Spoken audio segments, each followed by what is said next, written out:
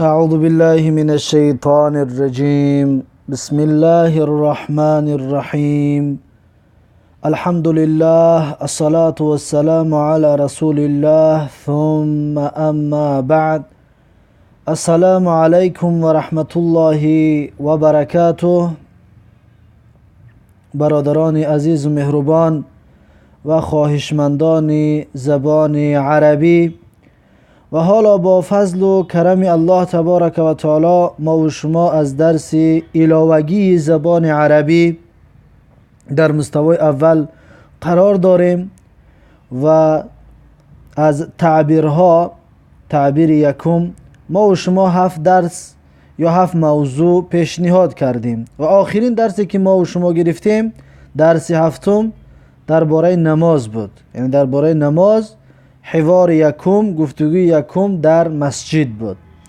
و حالا انشاءالله میگذاریم به حوار دوم. این هم همچنین در مسجد است و حوار دوم، لیکن این نماز جماعت می باشد. درباره نماز جماعت هست. اینجا ببینید میگوید که الحوار الثانی، یعنی که گفتگوی دوم، فی المسجدی، در مسجد، قسم دوم هست. درس گذشته ما و شما همچنین در مسجد بود، این هم همچنین در مسجد است، لیکن صلات الجماعتی، نماز جماعت است در مسجد، نماز جماعت. و این گفتگو بین محمود و خالد می باشد. دو کسی که در این حوار، در این گفتگو اشتراک می کنند، یکیش محمود نام دارد، دویمش خالد نام دارد. محمود می گوید که السلام علیکم. خالد جواب می دهد که و علیکم السلام و رحمت الله و برکاته. باز محمود میگوید این تصلی کل یوم، یعنی که در کجا نماز میگذاری هر روز. این در کجا، تصلی نماز میگذاری تو، کل یوم هر روز. محمود میپرسد که این تصلی کل یوم، هر روز در کجا نماز میخوانی، در کجا نمازت رو ادا میکنی؟ خالد میگوید که اصلی فی غرفتی، میگوید نمازم را در خانه ام میخوانم. اصلی یعنی نمازم را میخوانم، فی غرفتی در اتاقم، در اتاقم. اصلی یعنی که میخوانم من نمازم را، فی غرفتی در اتاقم یا در خانه یا در کامنتم، یعنی که در خانه نمازش را میخوانده است. محمود میگوید که المسجد قریب، مسجد میگه نزدیک است، قریب هست. و صلات الجماعت افضل، میگه که نماز جماعت خوبتر است، افضل و بهتر است. میگوید المسجد قریب یعنی مسجد نزدیک است، و صلات الجماعت یعنی که نماز جماعت افضل، افضل یعنی بهتر است، خوبتر است. خالد میگوید که ما فضل صلات الجماعتی، سوال میکند ما فضل صلات الجماعتی، یعنی که فضیلت و بزرگی نماز جماعت چیست؟ ما یعنی چیست؟ فضل و بزرگی، برتری، فضیلتی صلاتی نماز جماعت، یعنی که ما فضل صلات الجماعتی، فضیلت و بزرگی نماز جماعت چیست؟ محمود جواب میتید که صلات الجماعت افضل من صلات الفرد ب25 جزءا. میگوید که نماز جماعت، صلات الجماعت یعنی که نماز جماعت افضل، بهتر است، خوبتر است، من صلات الفرد، از نماز فرد. نماز فرد یعنی نماز منفرد. درس گذشته گفته بودیم منفرد یعنی تنها گذار، یا نماز فرض گفته بودیم، در حدیث گفته بودیم که فرض آمدگی است. نماز فرض یا نماز فرد همش معنیش یک است. فرد، الفرد، یا صلات الفردی یکم، صلات الفردی دوم، صلات الفردی ذالقتی فردی، و سیومش صلات المنفردی. هر سه این کلمه را معنیش یک است، یعنی که نماز تنها گذار. با تاجیکی معناشون نماز تنها گذار. ب25 جزءا یعنی که برابر به 25 جزء است، برابر به 25 جزء است. یعنی که نماز تنها گذار، نماز جماعت بهتر است از نماز تنها گذار 25 درجه دیده زیادتر. ببینید و 20 جزءا میگد 25 25 جزءا 25 جزء 25 برابر 25 درجه زیاد می باشد نماز جماعت از نماز تنها گذار دیده. خالد میگوید که سأصلي في المسجد في جماعت دائما ان شاء الله. ببینید میگه که سأصلي یعنی زود است. معناش زود است. سأصلي یعنی زود است که میخوانم من فی المسجد در مسجد، فی جماعت در جماعت، دائما همیشه و دائمی. یعنی سأصلي فی المسجد فی جماعت دائما، زود است که میخوانم نمازم را در مسجد در جماعت همیشه. وعده کرد که یعنی که این قدر نماز جماعت فضیلت که داشته باشد، پس من نمازم را میروم در مسجد با جماعت میخوانم. ان شاء الله گفت نگی اگر الله بخواهد. این اگر شاء بخواهد، الله ذات پاک الله. ان شاء الله یعنی که اگر الله بخواهد. محمود میگوید که هدانی الله و ایاک بارک الله فیک. ببینید هدانی الله یعنی که هدایت کند الله من را. هدانی هدایت کند الله من را، الله و ایاک و خاص تو را، ایاک و خاص تو را، یا و تو را همچنین و تو را نیز. هدانی الله و ایاک یعنی که الله هدایت کند مرا و تو را همچنین. بارک الله فیک یعنی که برکت دهد الله تبارک و تعالی در تو. الله تبارک و تعالی تو را برکت دهد. بارک الله فیک یعنی که الله تبارک و تعالی تو را برکت دهد.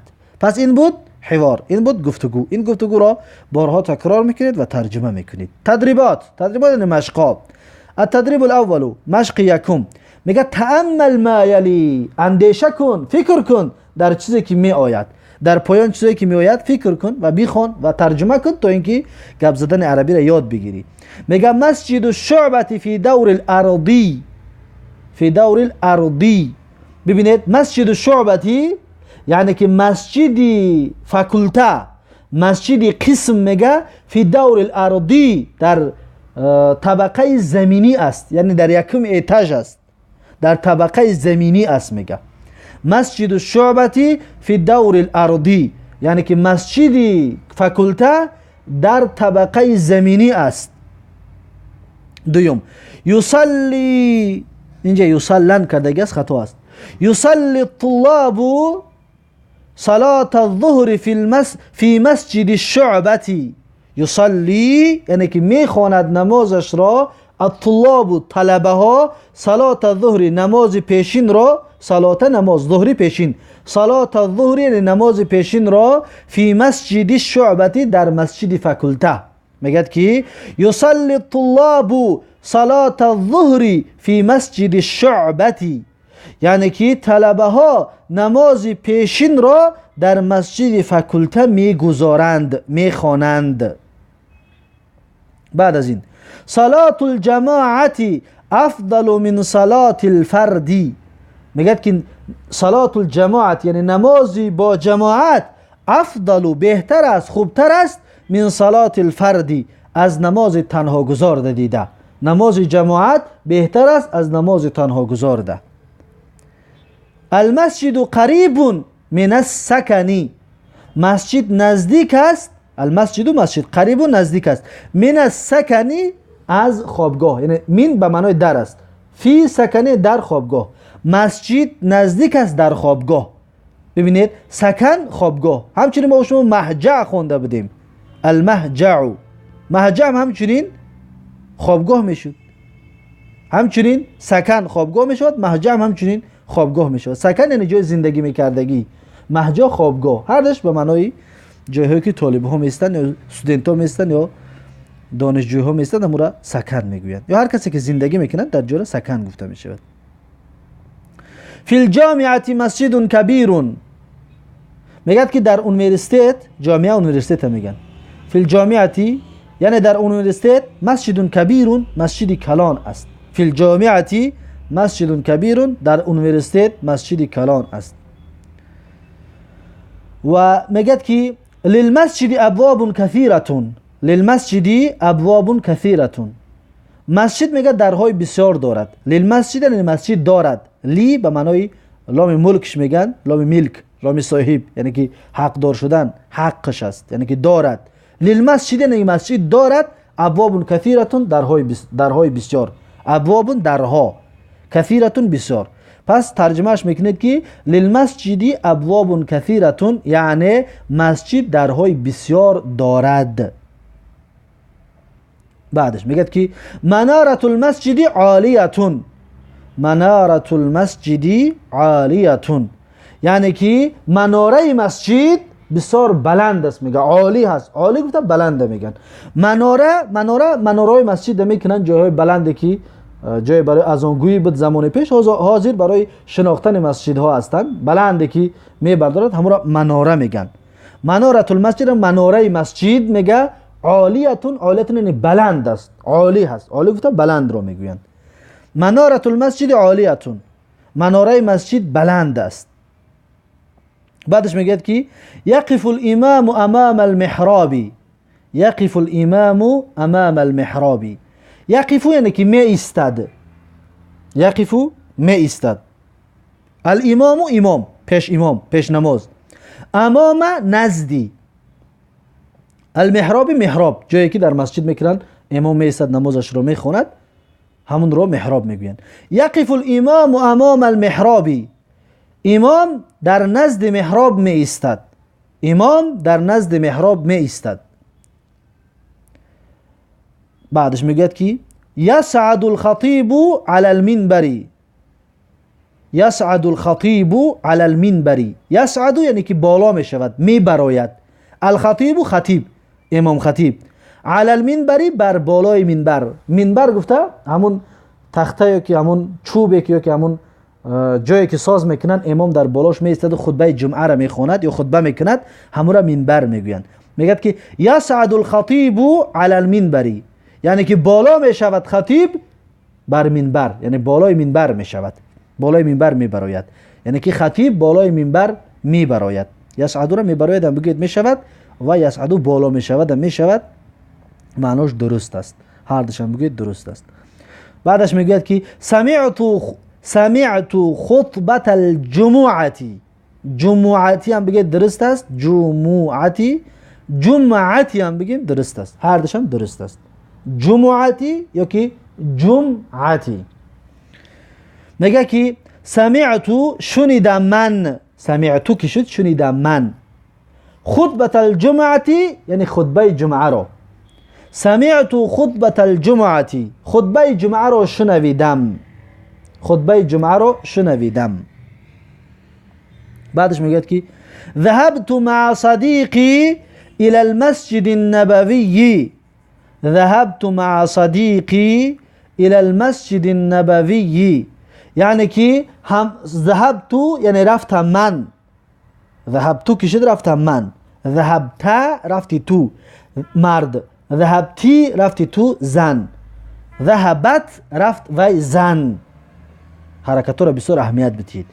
ذهبت رفتم من، مع صدیقی همراه رفیقم، همراه دوستم، الى المسجد النبوی به مسجد پیامبر.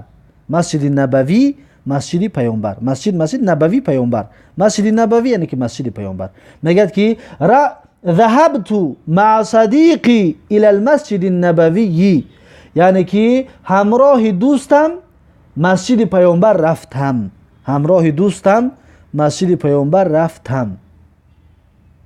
بعدش میگه که یذهب الطلاب الى المسجد النبوی بالحافله، یذهب یعنی که میروند، الطلاب طلبه ها، شاگردها، دانشجویها، الى المسجد به طرف مسجد، النبوی مسجد پیامبر، بالحافله به اتوبوس. حافله گفته اتوبوس رو میگویند، بالحافله به اتوبوس.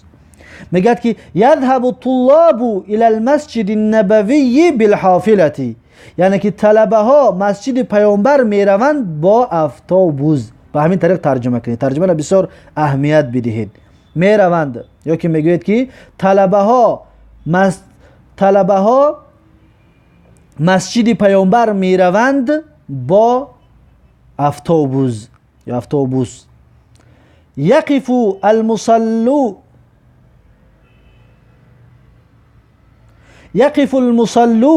خلف الامام. یقف المصلون خلف الامام. یقف می ایستد. المصلون نمازگزارها. مصلی یک نمازگزار، مصلون نمازگزارها جمع. المصلون نمازگزارها خلف در پشت الامام امام. خلف الامام یعنی پشت امام. یقف المصلون خلف الامام یعنی که می ایستند نمازگزارها در پشت امام. نمازگزارها در پشت امام می ایستند. یقف المصلون خلف الامام یعنی که نمازگزارها در پشت امام می ایستند. بعدش میگوید که اقرب ما یکون العبد من ربه و هو ساجد. میگوید که اقرب یعنی که نزدیکترین حالتی که ما یکون العبد من ربه، آن حالتی که می باشد بنده به پروردگارش، و هو ساجد و اون در حال بودنش سجده کننده است، یعنی در حال سجده بودن است.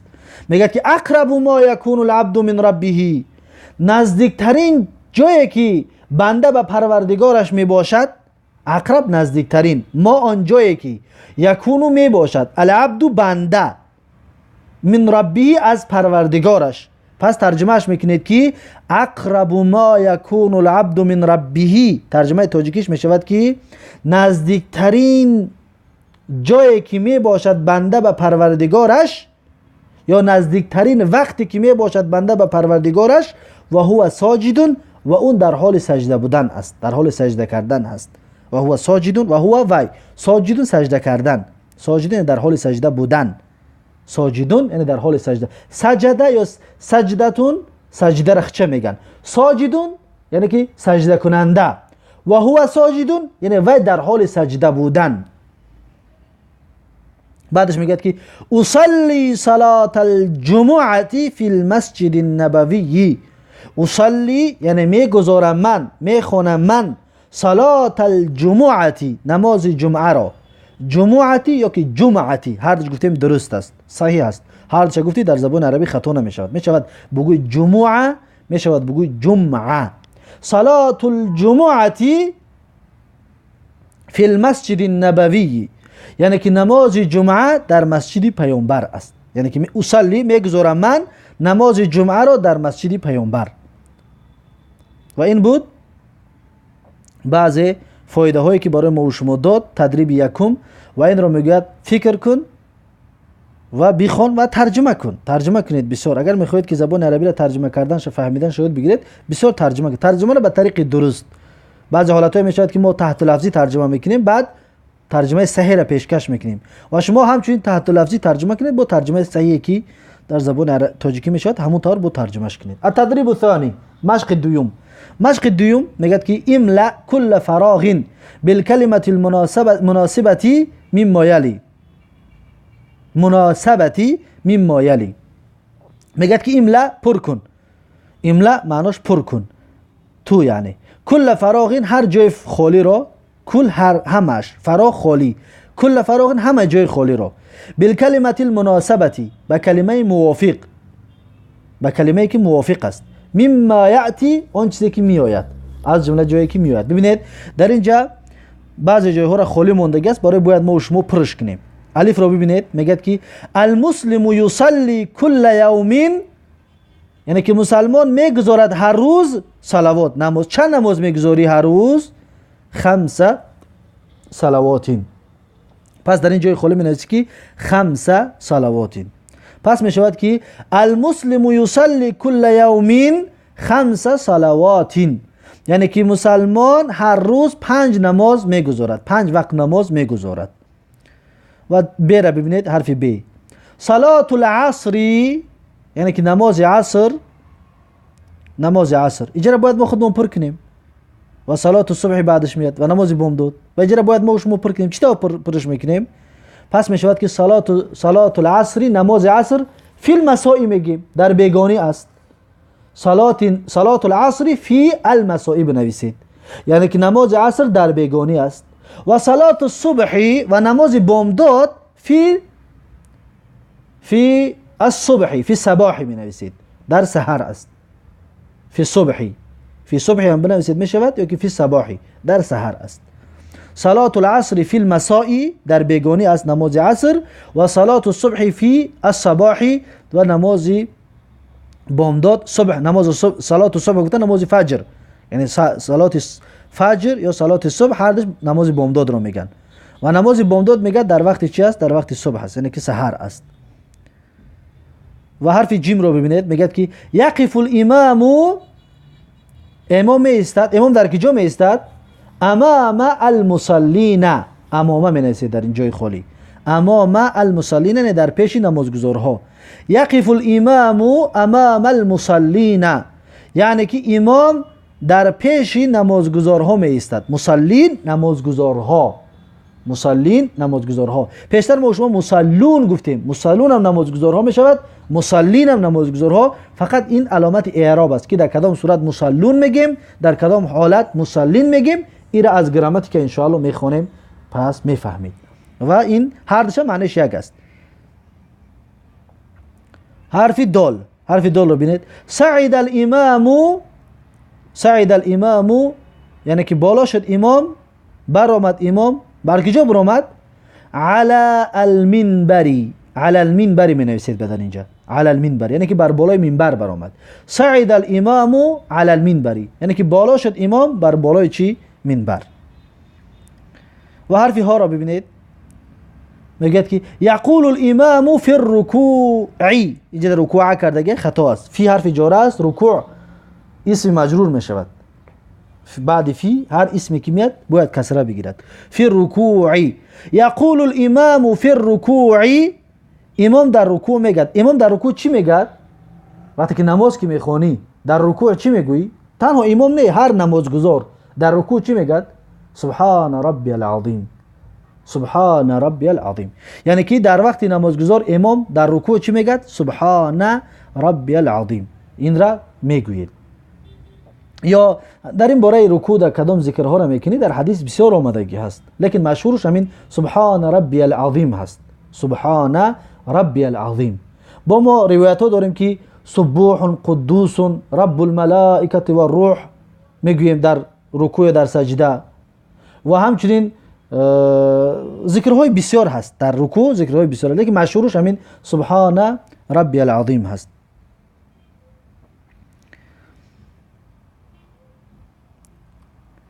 و بعد از این واو رو ببینید.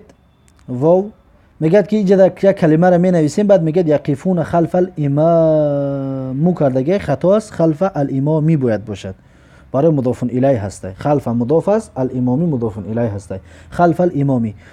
خلاص بله، در اینجا می نویسیم که المصلون، المصلون می نویسیم، المصلین نمی نویسیم. المصلون یعنی نمازگزارها. یقفون، یقفون یعنی می ایستند. خلف الامامی در پشت امام، نمازگزارها در پشت امام می ایستند. پس در اینجا المصلون نمی نویسیم.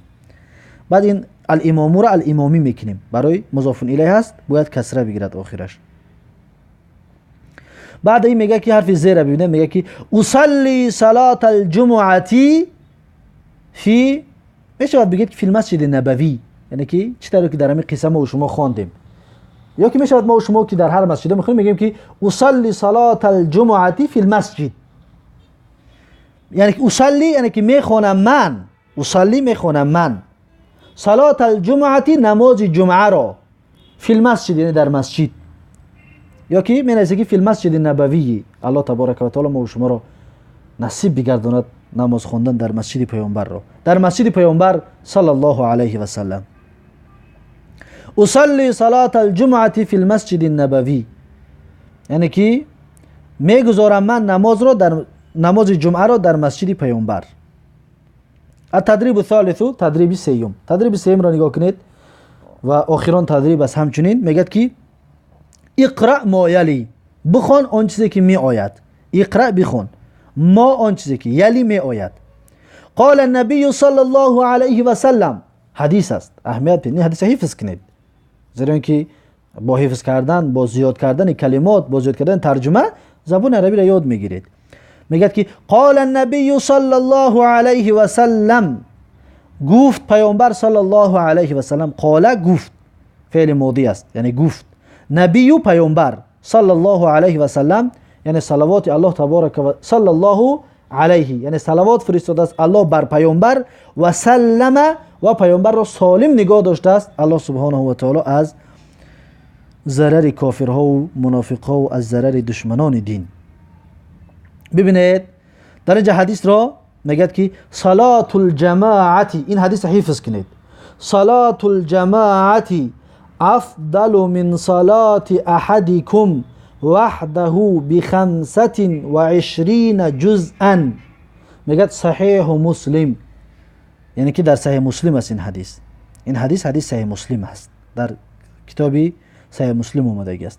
ببینید یک تا یک ترجمه میکنیم، ترجمه کلمه به کلمه بفهمید، بعد یک جای ترجمهش میکنیم. صلاتو یعنی نمازی، الجماعتی نماز جماعت، صلات الجماعتی یعنی که نماز جماعت، افضل بهتر است، خوبتر است، من صلاتی از نمازی، من از صلاتی نمازی، من صلات از نمازی، احدیکم یکی از شما، احدی یکی، کم شما، احدیکم یکی از شما، وحده با تنهایی همون یکی از شما، وحده یعنی که واحد یک است، ب25 با 25 ب25 5 20 20 ب25 با 25 جزءا، جزءا یعنی که درجه یا جزء یا برابر. ببینید میگه که اکنون یک جا ترجمهش میکنیم، میگه که صلات الجماعتی نماز جماعت افضل من صلات احدکم وحده بهتر است از نمازی یکی شما در حال بدنتون به تنهایی، یعنی که در خانه به تنها نماز میخونی، نماز جماعت بهتر است از همون نمازی که تنها میخونی، ب25 جزءا با 25 درجه دیده زیادتر. یا مثلا نماز پیشین در خانه به تنهایی میخونی، در مسجد به جماعت میخونی، اون نماز را که در مسجد میخونی بهتر است از اونه که در خانه یک نماز پیشین 25 بار بخونی، حتی بهتر است، از 25 بار دیده بهتر است. با در بعضی حدیث ها 27 میگه، از 27 دیده بهتر است. حتی اگر 27 هم بخونی برابر اون شده نمیتواند، حتی اگر 30 هم بخونی برابر نماز جماعت شده نمیتواند. نماز جماعت بهتر است، افضل است. ببینید چقدر این فضیلت نماز جماعت رو پیشنهاد میکند برای ما و شما. و این حدیث یک نازکی حدیث است، یک روایت های مختلف در این حدیث هست. برای فایده برای شما بگویم، صلات الجماعت افضل من صلات احدکم وحده ب25. ببینید در اینجا جزءا اومده است، جزءا، و در بعض روایت ها درجتاً می آید. همین جای جزءا درجتاً می آید و جزءا درجتاً هر دوش معناش یک است. و در بعض روایت های دیگر ضعفاً می آید. ضعفاً یعنی که دو چند و زیادتر. اینا به معنی درجه، هر دوش معناش یک است. همین جای جزءا در بعض روایت ها می آید که مثلا در این روایت جزءا اومدگی است، در بعض روایت ها ضعفاً می آید، در بعض روایت ها دیگه درجتاً می آید. سه روایت چیدون، چهارم روایت هم داریم. در بعض روایت ها دیگر صلاتاً می آید، جای انمی جزءا ده، یعنی که ب25 صلاتاً و 25 نماز، از 25 نمازی که در خانه به تنهایی میخونی، از این در نماز جماعت افضل و خوبتر و بهتر است. فهمو؟ این جای حدیث نازکیش در ذهنتون بگیرید، هر جایی که دیدید یعنی که معنیش در یادتون بیاید. جزءا، ضعفاً و درجتاً و صلاتاً، همین 4 کلمه در همین جای جزءا میآید. فهمو؟ 3 کلمه دیگر غیر از جزءا. و این بود درس ما و شما، و این بود حدیث پیامبر صلی الله علیه و سلم. این حدیث را حفظ کنید و کلماتش را حفظ کنید و هر جایی که هستید نماز رو با جماعت ادا بکنید و با جماعت بخونید، از این فضیلت محروم نشوید. بارک الله فیکم و جزاکم الله خیرا و السلام علیکم و رحمت الله و برکاته.